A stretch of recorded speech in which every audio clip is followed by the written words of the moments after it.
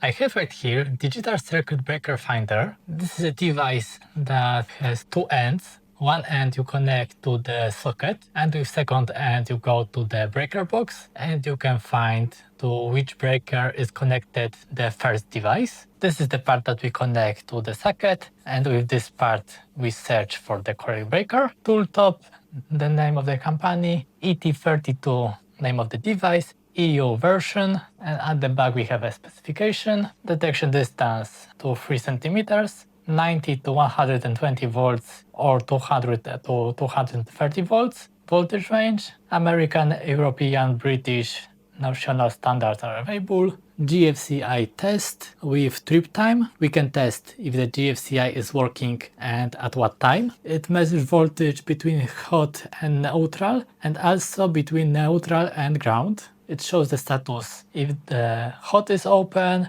hot and neutral is reversed, open ground, and hot and ground reversed. And it shows correct wiring or incorrect wiring. It has learning mode and standard mode, battery level between 0 and 3, LCV it has between 90 and 1000 volts, operating current, battery, both has 3.7 volt lithium battery, adjustable sensitivity, lighting, dimensions up to 50 degrees of Celsius, relative humidity, and what do we receive in the package. So let's unbox it and test it. Here we have a nice box and a manual. In the box we have those two parts. Here is a USB-C cable for charging the devices, and I have a European version, so I have European plug. But as you can see, the device is universal. If you have other cable, you could use the same device with other sockets. And we just plug it right here. In the manual we have the states, correct wiring, open ground, hot and neutral reversed, open hot, hot and ground reversed, hot on neutral with hot open, and GFCI testing in progress. And when we are locating the breakers, we should do two scans. First scan, ignore audio and visual prompts, system learning phase. And second scan, when approaching the target breaker, the buzzer frequency increases upon successful location. It emits a continuous sound and the status light remains illuminated. And we can switch between sensitivity and AI modes for detecting the breakers. And to test the device, I've prepared sample breaker box. This box was supposed to be for 6 units. I had to improvise a little bit to fit 6 units right there, but somehow I fit them. It has 4 sockets. Each socket is connected in different way to test different scenarios. First socket is connected directly to this input plug. Second socket is connected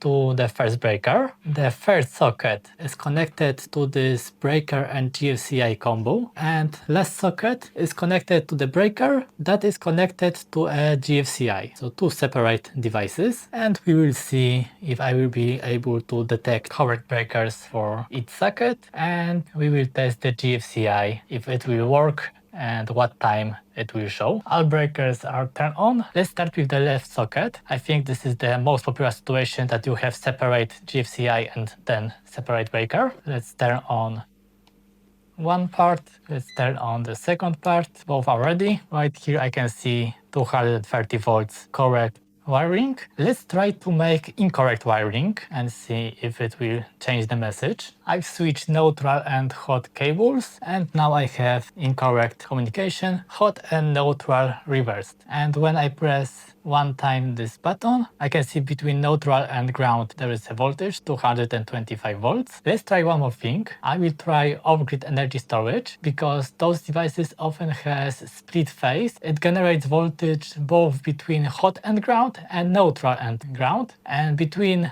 live and neutral, then there is 230 volts, but also between neutral and ground there is 120 volts around. And because this meter can show voltage between neutral and ground and also between neutral and hot, we should be able to see it if the output is correct or if it is split between neutral and hot. So let's change the connection. Now it is connected to the off-grid power source. We have open ground information because now it is not grounded, it is off-grid. We have 230 volts between neutral and hot, but let's see between neutral and ground, and we have 120 volts. So we can easily check off-grid power sources if they have 230 volts between live and ground or only between live and neutral. So a useful function. Let's go back to correct power source. Now we have correct wiring. Let's try to find to which breaker this device is connected. Now it is in the learning mode. We can see blinking diodes. So let's do two passes. First learning pass and second one searching pass.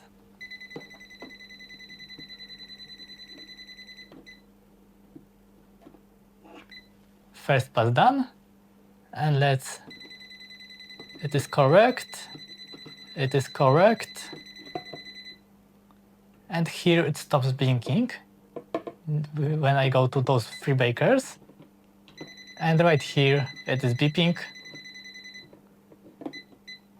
So it shows correctly that those two breakers are connected to this device right now, and those two are not connected. And let's switch off. It stops beeping when I turn off the breaker. And if I will turn off the second one, it also stops beeping. So we detected it correctly, the first test. Now let's test the GFCI button, if it will work and measure the GFCI. Breakers are turned on. Let's try the built-in tester. It is working, the GFCI. Now let's wait for it to turn on. And now it is showing 0 volts between neutral and ground because this is the correct connection. And here we have 230 volts between neutral and hot. And let's try this GFCI button in the device. It tripped the GFCI and we have 0.1 second trip time and it is correct. When I turn it on, it shows voltage again. So the tester works. Let's go to the second socket. The second socket is connected to the combo GFCI and breaker in one device. Let's do the learning scan.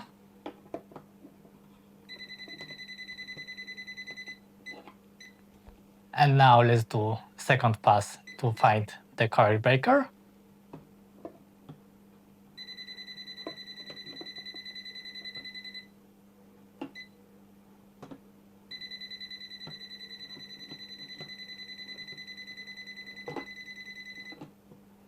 Here it is not beeping on the last one.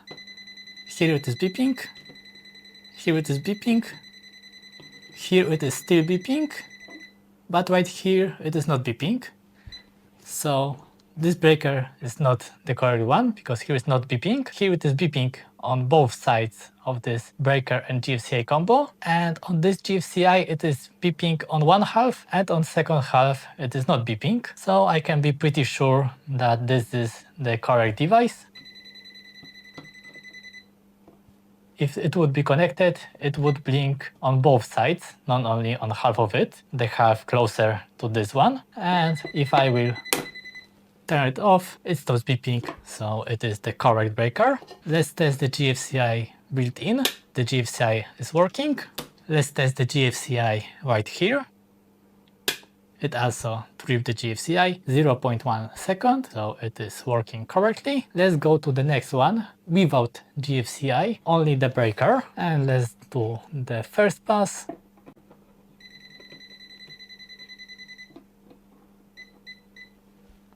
And now the second pass.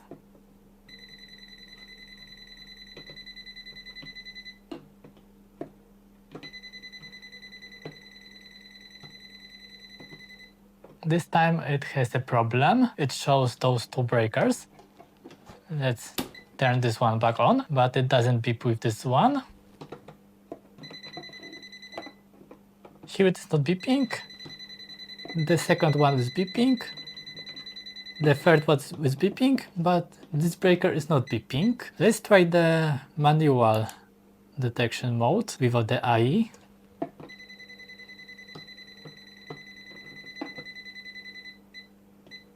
Now it is beeping in front of each one except the correct one. So in this situation it has a problem. To make sure that it is connected to this one as it should be, let's turn it off. So it is beeping.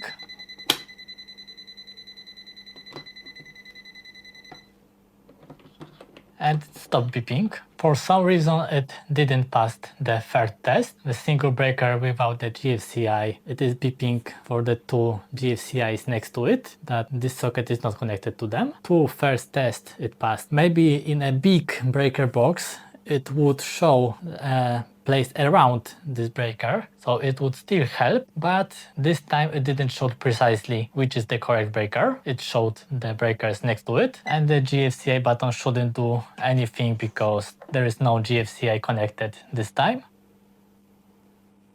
You can see it is testing,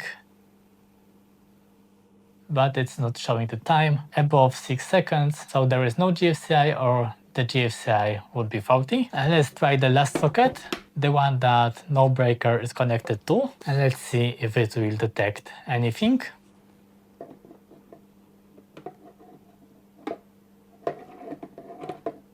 Nothing. Oh, single beep. But it shows that this socket is not connected to any of those breakers. Also a useful information. And let's test this NCV that should show that the cable is live. Now I switch from scan to NCV.